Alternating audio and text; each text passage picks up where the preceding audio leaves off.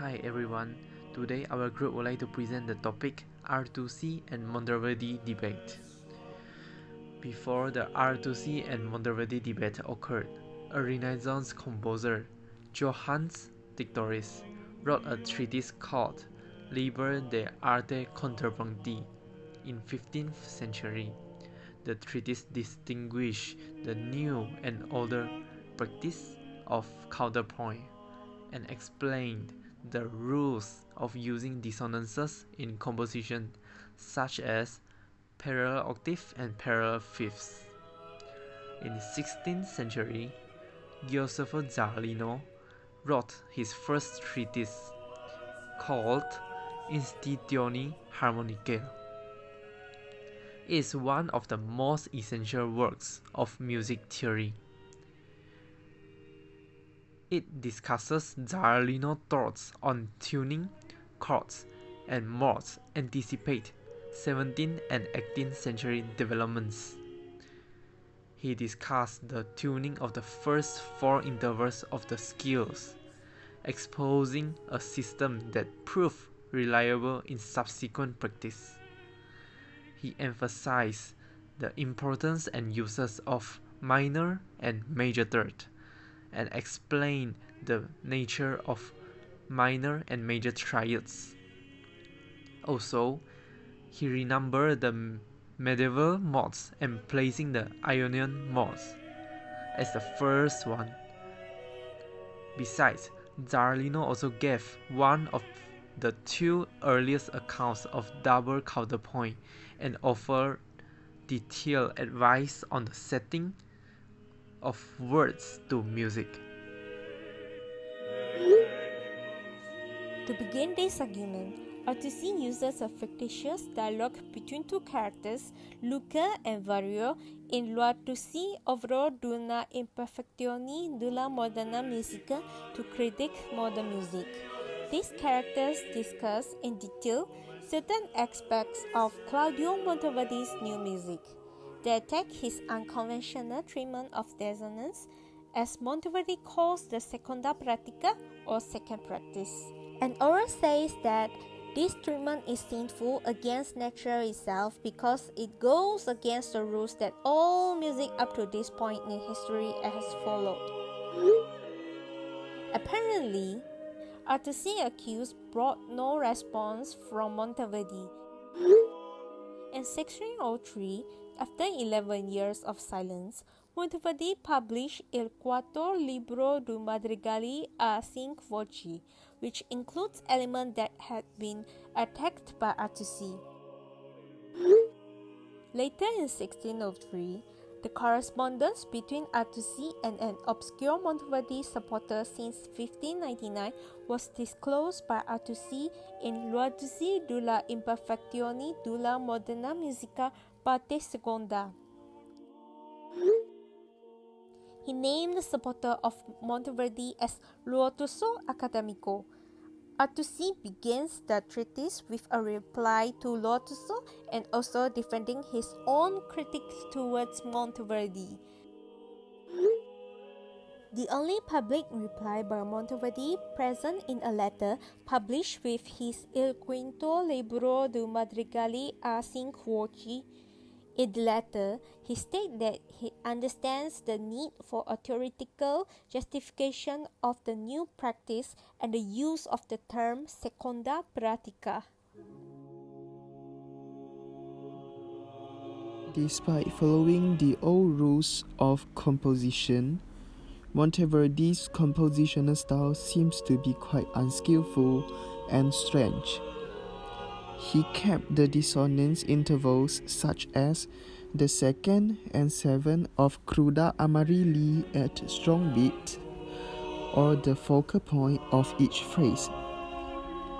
In fact, Artusi has mentioned in his treatise that Monteverdi can actually avoid dissonance notes in his madrigals by following the old way of composing. This shows that Monteverdi did not simply alter the rules of composing, but he purposely used the dissonance on some specific part. For example, in order to convey the text through music, Monteverdi wrote some dissonant notes on specific words in his well-known madrigals Cruda Amarilli. This seems to be one kind of word painting, as Monteverdi put the dissonance on the word ahi, interjection, and cruda, cru in Italian.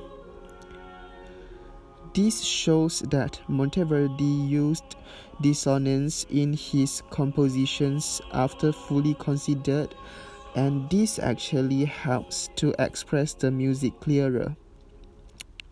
Compared to the way Artusi composed, Monteverdi's way of composition tends to emphasize the importance of text rather than music. Cruda Amarilli is one of the 11 madrigals in Claudia Monteverdi's fifth book of madrigals.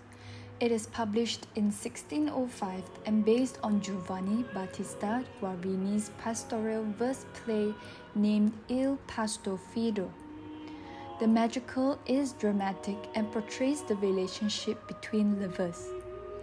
Monteverdi combines homophonic and contrapuntal prose, faithful rumination of the text, and free use of chromaticism and dissonances. He began implementing new ideas on how text should be expressed through music. The next slide is a clear example of bars 1 and 2 of Cruda Amarilli. In the example, Monteverdi's opening words of Cruda Amarilli expresses the bitter mood and shows a distinct striking dissonance that breaks the rule of normal counterpoint. In the example, it is shown clearly in the second bar, the bass skips down to an E and creating a seventh against the canto. The proper counterpoint requires suspended dissonance in the canto to resolve before the bass moves again. In the next slide is another clear example of bar 13.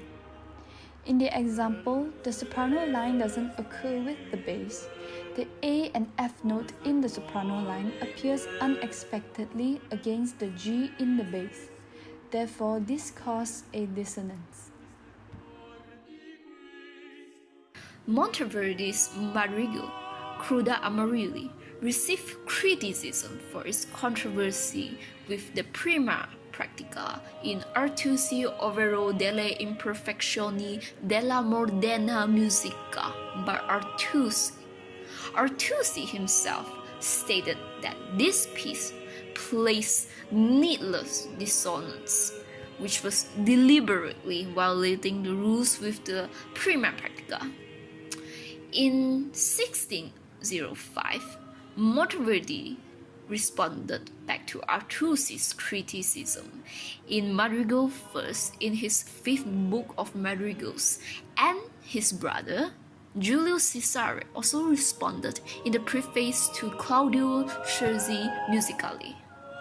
They both mentioned that the main difference between the prima pratica and the second pratica is that in the prima pratica, certain rules must be followed with the music, in which the music will have more emphasis than words, while in the second pratica, the music was meant to emphasize the words.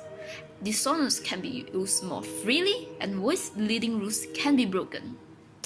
In the development of the second pratica, the words and music became equally important in conveying emotions.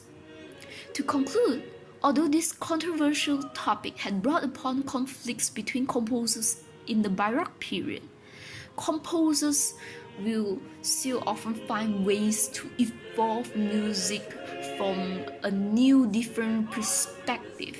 So we should be more open-minded in order to discover and appreciate all forms of music.